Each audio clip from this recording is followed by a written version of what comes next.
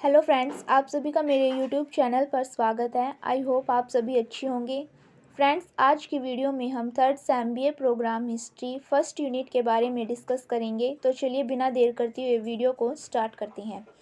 आज का हमारा टॉपिक है दिल्ली सल्तनत की स्थापना। दिल्ली सल्तनत का शासनकाल 1206 से 1526 ईस्वी तक माना जाता है। इस दौरान 5 वंश सामने आए थे जिन्होंने इस दौरान शासनकाल किया था। इतिहासकारों के मत से 1206 से 1526 तक भारत पर शासन करने वाले 5 वंशों के सुल्तानों के शासनकाल को दिल्ली सल्तनत के नाम से भी जाना जाता है। मोहम्मद गोरी का गुलाम कुतुबुद्दीन ऐबक था। ऐबक जो था वो गुलाम वंश से संबंध रखता था। ऐबक का साम्राज्य पूरे उत्तर भारत तक फैला हुआ था। इसके बाद खिलजी वंश ने भारत पर कब्जा कर लिया, लेकिन उपमहाद्वीप को संगठित करने में वो नाकाम रहा, अर्थात वो उसको संगठित नहीं कर पाया, एकजुट नहीं कर पाया।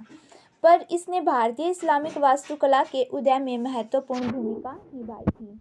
और कुछ कालखंडों से हमें पता चलता है कि महिला ने भी दिल्ली सल्तनत की स्थापना के दौरान सत्ता निभाई थी, और वो थी रजिया सुल्तान। 1526 ईस्वी में मुगल सल्तनत के द्वारा दिल्ली सल्तनत का खात्मा कर दिया गया था, अर्थात दिल्ली सल्तनत की सत्ता को समाप्त कर दिया था। इस दौरान 5 वंश आए थे, उन सभी के बारे में भी हम पढ़ेंगे। वो 5 वंश कौन कौन से थे? गुलाम वंश, जिसने 1206 से 1290 तक शासन किया। उसके बाद खिलजी वंश आया, फिर तुगलक वंश, सैयद वंश, लोधी वंश। इन सभी के बारे में हम आगे चल के डिस्कस करने वाले हैं। तो आज की वीडियो में हम गुलाम वंश के बारे में चर्चा करेंगे। गुलाम वंश के दौरान कुल 11 शासक आए थे। इनमें से कुछ महत्वपूर्ण कुतुबुद्दीन ऐबक, शमशुद्दीन इल्तुतमिश, रजिया सुल्तान, गयासउद्दीन बलबन है, जिसके बारे में हम चर्चा करेंगे। कुतुबुद्दीन ऐबक।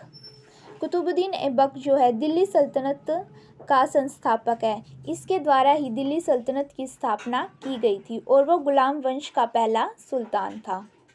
यह मोहम्मद गोरी का एक गुलाम था, जिसके कारण इसके वंश का नाम भी गुलाम वंश पड़ा। गुलामों को सैनिक सेवा के लिए खरीदा जाता था। पहले क्या होता था, गोरी के सैन्य अभियानों का सहायक बनाइए और फिर दिल्ली का सुल्तान बन गया। इसने लाहौर को अपनी राजधानी बनाया तथा कुतुबुद्दीन मीनार की नींव भी कुतुबुद्दीन ऐबक ने ही डाली थी। इसने केवल 4 वर्षों तक ही शासन किया। इसके बाद है शमशुद्दीन इल्तुतमिश। शमशुद्दीन इल्तुतमिश दिल्ली सल्तनत में जो है शमशी वंश का एक प्रमुख शासक था। इसके बाद ही क्या है, शमशी वंश की स्थापना शुरू हो गई थी। कुतुबुद्दीन ऐबक के बाद वो उन शासकों में से एक था जिसने दिल्ली सल्तनत की नींव को मजबूत रखा था। इसके बाद पूरी एकता के साथ शमशुद्दीन ने जो है अपने साम्राज्य को स्थापित किया था। वह ऐबक का दामाद भी था। उसने 1211 ईस्वी से 1236 ईस्वी तक ही शासन किया था।